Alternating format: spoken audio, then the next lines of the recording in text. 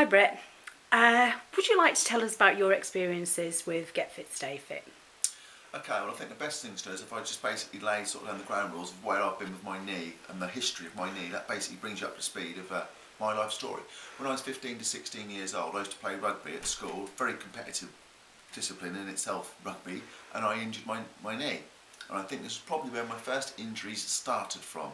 Carried on as normal until about 30 years of age, until when I was dancing on stage, my knee got injured again, and this time it was slightly more serious. I'd actually torn my ACL. I didn't know this at first, carried on as normal, and it actually resulted in surgery where I had to have my complete ACL, which is the anterior cruciate ligament, rebuilt. Went to hospital, saw my consultant, rebuilt it, clean bill of health, used NHS physio, worked alongside them and used their treatment and their guidance to rehabilitate me. Saw them for basically approximately about 3 months. I think I was under their care before they discharged me. Towards the end of that period, I then fell and knocked the inside of my knee in a drain cover, which is where I work, unfortunately. As I've come to find out, this is possibly where the next injury of my left knee happened, which was, as I now can rightly possibly diagnose myself, as a meniscus tear, where I banged the side of the wall, which could have caused a slight nipping in the meniscus, which is a cartilage. The cartilage was fine. I carried on a normal life for basically 3 years. Say normal life, aches and pains, few moans and groans here and there. Nothing that all of us go through on a daily basis, and we disregard these aches and pains and moans and groans. Maybe if I'd have been to see Steve when I first had these aches and pains, I wouldn't have had to have what eventually happened. The eventuality of it all was that my knee started to lock on me. Very painful. If anybody's ever had meniscus injuries and knows when the knee locks, it is agony. Although yes, it will heal itself, technically speaking, enough to be able to walk on when we relax and rest it for maybe one night, one evening, a couple of days, ibuprofen, normal sort of treatment, ISIP. So I decided that this pain and the locking was serious. So I booked myself in to see my GP, told her that I've damaged my knee again, and she said, you've got history of ACL. I said, yes, I have. She said, but this particular time, it's not my ACL, it's a different type of pain. I said, it's deep within the knee. I said, I don't know what I've done, but could I please have an MRI test on it, please, done? Just to check it. She was reluctant at first to do this, wanted me to ice it, elevate it, ibuprofen, normal treatment we have for a strain or sprain. I was persistent on that particular appointment and said, look, please, can I have an MRI? I said, one way or another, we'll get the answers. Either I'm right or I'm wrong. So I hope I'm wrong, and that it doesn't result in me needing any further treatment. Just rest it, stop being silly, you're being paranoid. During the next period of time, one of my friends said to me, how is your knee? I said, it's still sore, still painful, I'm due to have an MRI done. She said, okay, before you go and do it, have you ever thought about paying for physio? And I said, well, not really, I've always done things myself. So I've got a friend, colleague, Steve Kirby, Getfitstayfit, absolutely brilliant with knee injuries and general all-round rehabilitation of all strains, sprains, and basically things that a lot of us disregard, neck strains, wrist sprains, things that we just carry and work our way through. Unfortunately, as we all know, these things can come to haunt us later on in life. So I said, okay, rang up Steve on the Wednesday, spoke to him, explained to him my situation, told him my story, said, when can you see me? Expecting to be seen maybe 1 or 2 weeks time, next week. He said, Saturday's fine, can you come around at 10 o'clock? Shocked, astounded that someone can book me in that quickly to see me. He said, I regard this as quite an urgent appointment. It sounds like you're in a lot of pain. I can help you. Come and see me. It's okay. He said, brilliant, fantastic. I went to see Steve, done a test, told him that I'd seen my doctor, MRI had come back. They said it's an MCL tear, which is your medial collateral ligament. I'd done, like most of us do nowadays, we've got the internet, looked on there, tried to diagnose myself for rehabilitation. It told me that surgery 9 times out of 10 is avoided with the MCL tear or damage to your MCL. So I carried on, thought, great, Steve can help me with this. Rehabilitation, physio, I can get myself, being a jiu-jitsu instructor, I can get myself back on the mat, I can be back 100% quicker, faster than ever before with the help of this gentleman. Obviously when I come to see him, he'd done the MCL tests on me and looked a little bit puzzled. You can tell when someone's looking puzzled on their face sometimes, that even sound body language and everything. He'd then done some other tests and some weird things were happening with my knee. It wasn't painful, it was just not quite normal. And he looked at me and said, "Is that all right?" And I said, "Yeah." He just looked at me as if to say, "That shouldn't be all right. That's not normal. The knee is not supposed to do those little noises and make those little movements." So he advised me strongly to go back and see my GP, as he thought I'd got some form of meniscus damage. He didn't tell me what it was. He said, "I think you might have some damage to your meniscus as well." So I went back to see my GP with a letter, support from Steve, saying that his diagnosis of what he has found.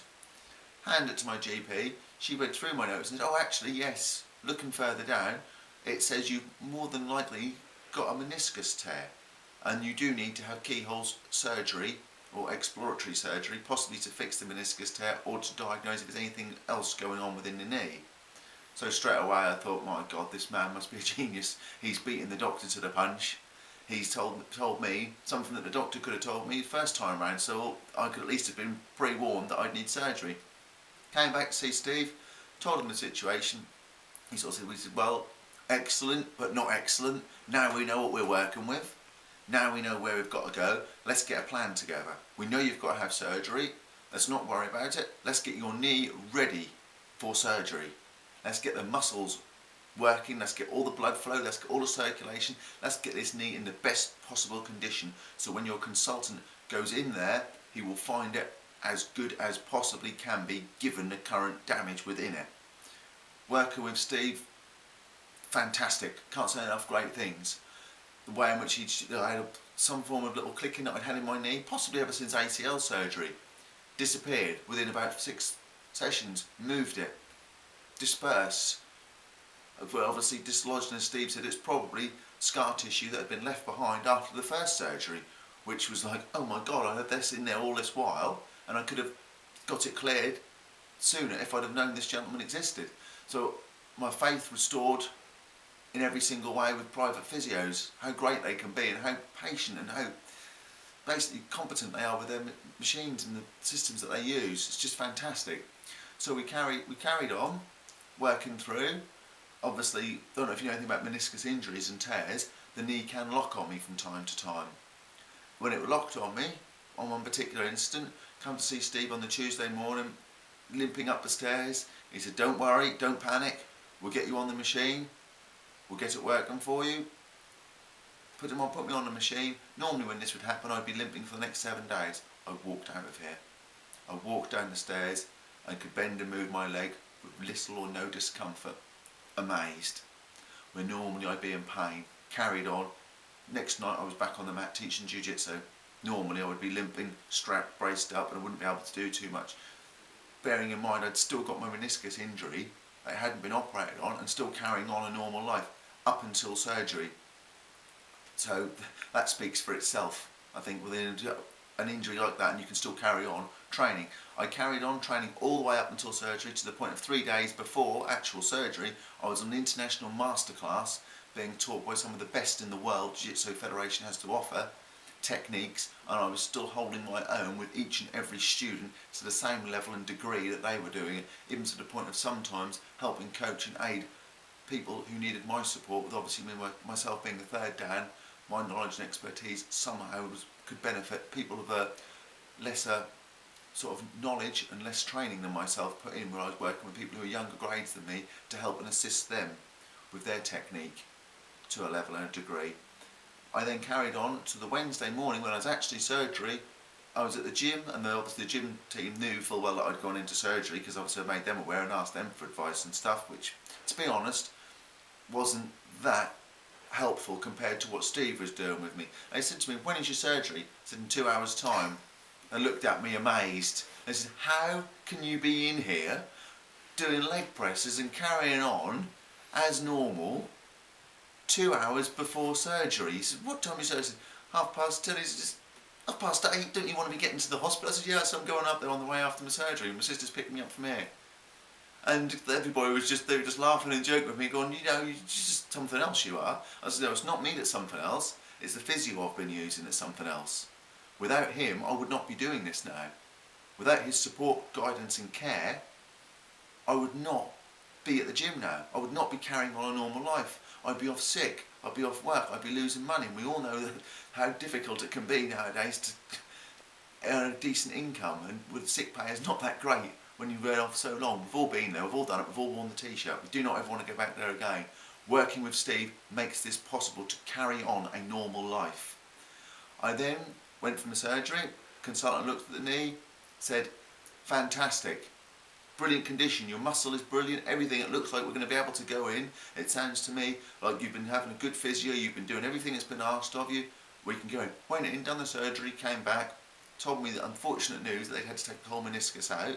He said, but don't panic, the muscles are so good around it, everything is so fantastic, all around the knee, in and around, your blood flow is fantastic, everything is great, we've just released a little bit of pain in there, you will lead a normal life. Went home, Steve said to me, when you get back, just give me a call, let me know how you got on. Phoned him up, he said, are you there tomorrow? I said, well yeah, I'm not doing nothing now, I'm sort of stuck at home now. He said, okay, I'm going to pop round and see. I said, oh okay. He said, no, I just want to see how you're getting on. No charge, no nothing, because he cares about his patients. He wanted to know how I was doing, how I was feeling, to have a look at me and to support me through this and to see that, offer me advice on how to rehabilitate from an early stage, so I did not overdo things, so I'd done things correctly. Then to the next point, he came to my jiu-jitsu club on the next night just to see again how I was getting on. I think possibly as well, being a caring person, is to check and make sure that I was not trying to overdo things. I have followed his care to the letter. I have listened to this man all the way through. He is fantastic. I cannot say enough good things about him. The system that he uses is formidable. It will stimulate all of the muscle memory around there.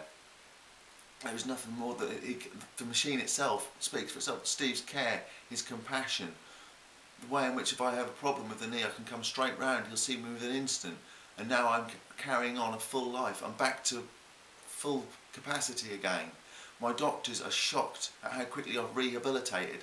Where I should have been off for 3 months, I was off for a month. Again, this can only be attained to one thing: Steve Kirby and Getfitstayfit. They're the only ones that I can basically state that have allowed me to get here. My consultant discharged me from his care, said I don't see any more need to see you. It sounds like the gentleman that you're working with has you completely under control, and to such a level, it's amazing. So nothing more can be said really, that I'm now carrying on my jiu-jitsu life as normal. I do dancing on stage from time to time as a semi-professional dancer. I'm now carrying that on to the point of I've even tried doing different moves which I've not been able to do within the last 5 or 6 years since I had my first ACL damage. So now I'm able to, my confidence is at an all-time high, and it's all because of one man, Steve Kirby. Thank you, Brett.